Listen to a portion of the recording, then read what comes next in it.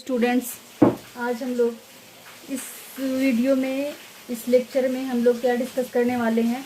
तो इवेपोरेशन जो है ऑलवेज कूलिंग इफेक्ट काउज करता है, इसके बारे में हम डिस्कस करने वाले हैं। पिछले वीडियोस में हम लोगों ने देखा था क्या इवेपोरेशन और उसके फैक्टर्स को कैसे, उसका जो फैक्टर है कौन कौन सा जो फैक्टर था, जो भी 3-4 फैक्टर हम लोगों ने पढ़ा था, जैसे expose surface area, temperature, humidity, wind speed. तो ये सब कैसे रेट ऑफ इवेपोरेशन को अफेक्ट करता है, ये सारी बातें हम लोगों ने पिछले लेक्चर में कर लिया था। आज जो है हम लोग करने वाले हैं क्या, इवेपोरेशन ऑलवेज काउजेस कूलिंग। वो कैसे, ठीक है। हाउ इवेपोरेशन काउजेस या फिर ऑलवेज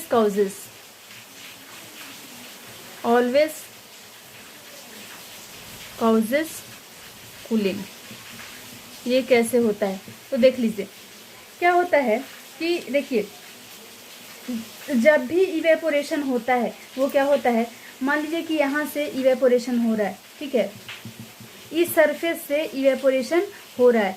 तो क्या हो रहा है कि ये क्या कर रहा है, इवेपोरेशन जब हो रहा है तो ये सराउंडिंग से क्या ले रहा है, हीट ले रहा है। सराउंडिंग से, ये मान लीजिए कि क्या है, सराउंडिंग, ठीक है, ये सराउंडिंग से क्या कर रहा है, वो हीट को ले रहा है, यानी कि हीट को क्या कर रहा है, टेक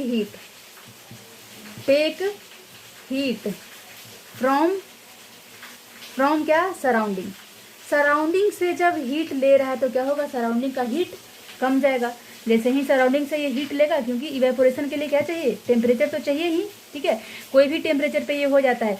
तो इवेपोरेशन कब होगा, जब वो टेम्परेचर लेगा, यानी कि टेम्परेचर का जब ये यूज करेगा तो वहाँ का सराउंडिंग का टेम्परेचर तो कुछ कम जाएगा। तो जब टेम्परेचर कम जाएगा तो हमको कूलिंग का फीलिंग आ जाएगा। तो इसी तरह से इवेपोरेशन क्या करता है, ऑलवेज कूलिंग इफेक्ट देता है। तो इसको हम लोग डिफाइन करेंगे।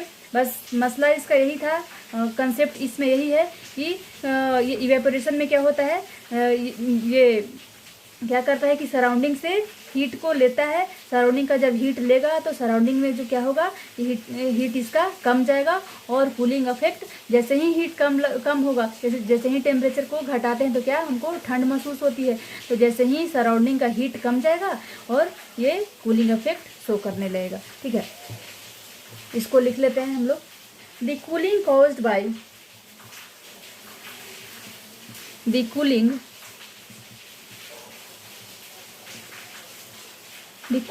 caused by evaporation.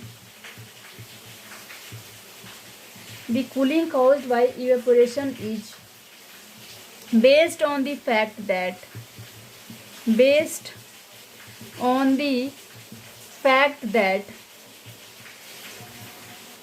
when a liquid evaporates, जब भी कोई भी लिक्विड जो इवेपोरेट करता है, it takes latent heat,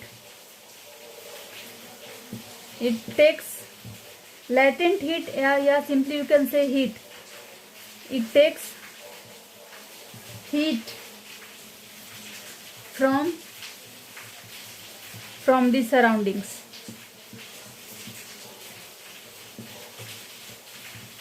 which on losing heat gets cool. और इस तरह से हम लोग क्या करते हैं, ठंड महसूस करते हैं। जैसे ही सराउंडिंग का टेम्परेचर कम जाएगा तो क्या होगा, सराउंडिंग का टेम्परेचर कमेगा तो ठंड लगेगी, ठीक है, यानी कि ठंडक की महसूस होगी। तो इस तरह से इवेपोरेशन क्या करता है, ऑलवेज कूलिंग इफेक्ट देता है। जैसे देखिए, अगर आप अपने पेट्रोल रखते हो, ठीक है, पेट्रोल को तो एडवाइजेबल नहीं है कि पेट्रोल को आप हाथ पे रखो, ठीक है। एसीटोन को आप क्या करते हो, एसीटोन, ठीक है, आप अपने यू पुट ऑन पाम पे रखते हो। ये क्या करता है, आपकी हथेली पे, ठीक है, आपके पाम पे भी तो आपके बॉडी टेम्परेचर से इसमें कुछ हीट है। क्या होता है, ये बॉडी टेम्परेचर पे भी क्या करता है, ये एसीटोन जो है वो इवेपोरेशन स्टार्ट कर देता है। इवेपोरेशन होने की वजह से क्या होता है, ये क्या करता है, हमारे पाम से हीट को लेता है। इस तरह से क्या होता है, हमारे पाम जैसे ही एसीटोन इस पे रखते हैं तो क्या होता है, हमको ठंड महसूस होती है। ठीक है, तो हम ये या फिर थिनर की बात करेंगे, थिनर को या फिर नेल पेंट रिमूवर जो भी होता है, ये सारे को अगर आप ये पाम पे रखते हो तो क्या करता है, कूलिंग सेंसेशन देता है।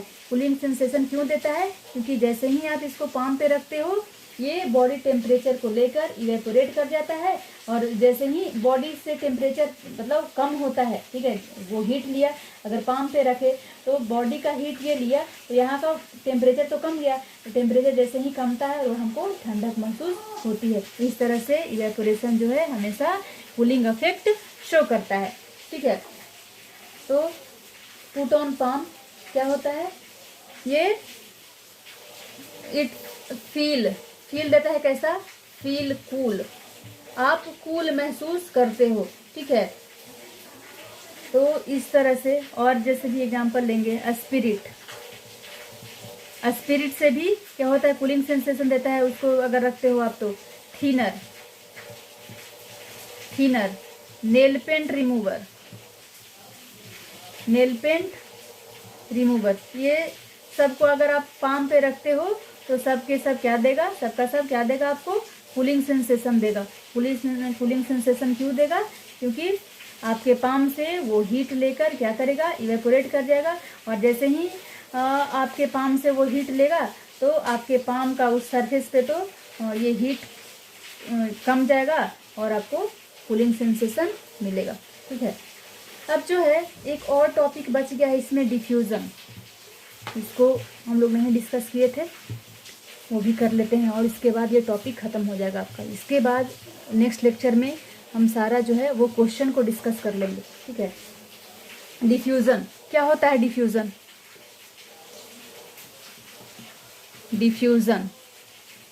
क्या होता है, डिफ्यूज़न तो intermixing of particles of different matter in spaces between particles, इसी को क्या बोलते हैं, डिफ्यूज़न बोलते हैं। डिफ्यूज का मतलब एक दूसरे में मिक्सअप हो जाना, इंटरमिक्स हो जाना। ठीक है, इसी को क्या बोलते हैं, डिफ्यूज़न। तो जब एक पार्टिकल दूसरे पार्टिकल के बीच में, ठीक है, एक दूसरे में इंटरमिक्स हो जाएगा, इसी को क्या बोलेंगे, डिफ्यूज़न बोलेंगे।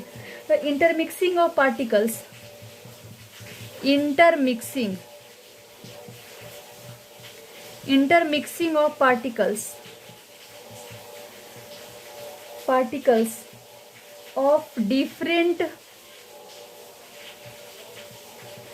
of different matter